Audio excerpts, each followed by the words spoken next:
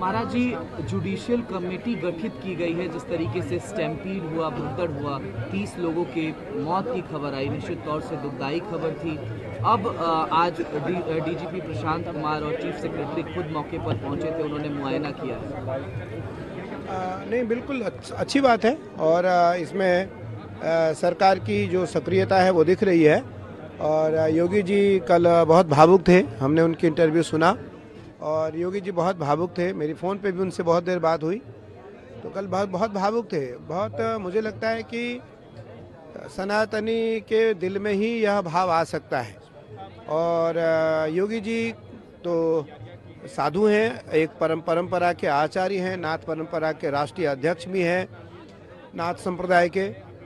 और मुझे लगता है कि योगी जी के मन में जो भाव आया वो भाव कट्टर सनातनी के मन में आ सकता है। और इसकी बिल्कुल जुडिशली इसकी जो जांच है वो जुडिशरी जांच होनी चाहिए, क्योंकि जहां तक मेरा मानना है, आज करोड़ों करोड़ जनता की श्रद्धा, करोड़ों करोड़ सनातनियों की श्रद्धा आस्था कुंभ को लेकर के है। निसंदेह हमारे योगी आदित्यनाथ जी, हमारे आदरणीय प्रधानमंत्री नरेंद्र मोदी जी, गृह मंत्री जी अत्यंत संवेदनशील हैं कुंभ को लेकर के, इसमें कोई दो राय नहीं है।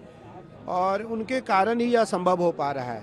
और योगी जी के कारण जो कल अखाड़ों का स्नान हुआ वो किसी और के कारण नहीं हो सकता था, ये भी बड़ी बात है। अगर योगी जी के जगह पर कोई और होता आज, तो मुझे लगता है यह संभव नहीं था। और मैं आचार्य होने के नाते ये बात कह रहा हूँ कि सभी अखाड़ों ने एक साथ एकजुट होकर के सरकार का समर्थन किया और आम जनमानस का सहयोग किया, जो सनातनी है उनका सहयोग किया। और सनातनियों का सहयोग करना ही साधु संतों का धर्म है, कर्तव्य भी है और आवश्यक भी है, तीनों बातें। तो इसलिए सनातन धर्मावलंबी जो लोग हैं उनको इस बात का जरूर ध्यान रखना चाहिए कि हमें कुंभ की मर्यादा का पालन भी करना है। आज कुंभ को लेकर के मैंने सुना, अभी मैंने पढ़ा देखा नहीं, अगर मुझे कुछ ऐसा लगता हो कि मैं कुछ कह रहा हूँ तो उसको अन्यथा न लिया जाए।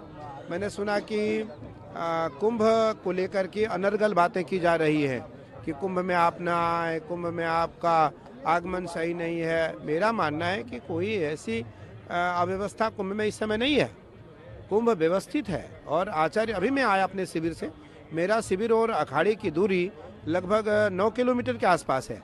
मुझे आचार्य पट्टाभिषेक करना होता है, मुझे जितने भी महामंडलेश्वर बनते हैं उनका पट्टाभिषेक करना होता है।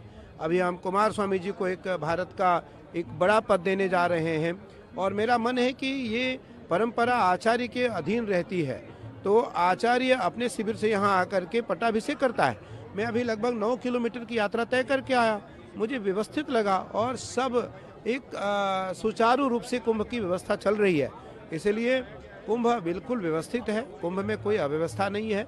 जो घटना हुई है उस घटना की जांच जुडिशियल होनी चाहिए और उसकी जांच अगर राज्य सरकार और हाई कोर्ट के निर्देशन पर होती है तो निस्संदेह दूध का दूध, पानी का पानी होगा। और आप देखना कि अगर कोई साजिश भी है तो वो भी निकल के आएगा। वैसे तो ये महाकुंभ है, इसमें देवता यहाँ किसी न किसी रूप में भ्रमण करते हैं।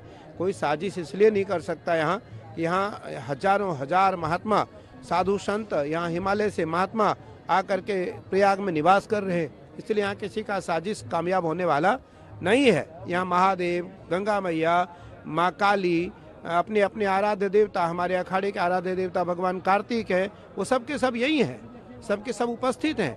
और जब कल योगी जी से मेरी बात हुई, योगी जी ने कहा कि आचार्य श्री सभी अखाड़े स्नान करेंगे।